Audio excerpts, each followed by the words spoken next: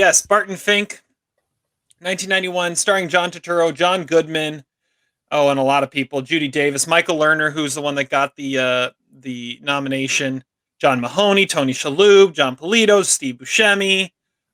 It's a loaded cast of Coen Brothers favorites.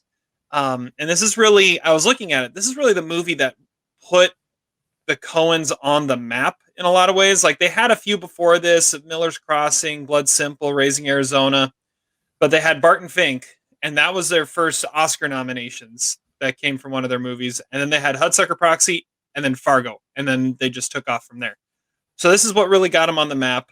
And it stars John Turturro as Barton Fink, who is a New York playwright who just gets an opportunity to go to LA and become a Hollywood screenwriter.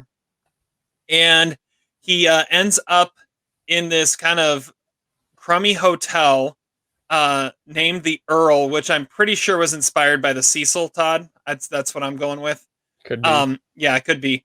And his neighbor is John Goodman, this kind of mysterious insurance salesman. Barton Fink deals with writer's block. He goes and talks with other writers like the drunk John Mahoney. He's getting constant pressure from his studio head, played by Micael Lerner, and his producer, played by Tony Shalhoub. And it's kind of fascinating watching what's going on here. And then about halfway through, the movie takes a crazy turn you don't really see coming. And the rest of the movie is just total bananas and awesome. And John Turturro, I mean, this is the type of role that he's perfect at. I mean, he plays a lot of tough guys, but just being this insecure writer is just perfect for him. John Goodman is at his best here, and he shows why he's a great person for the Coens to be casting.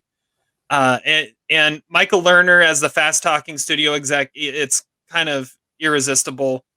I love this movie. I'm giving it 3.5 stars. It's cracking my top 10 of 91. Oh, let me see here. Where did it end up sitting?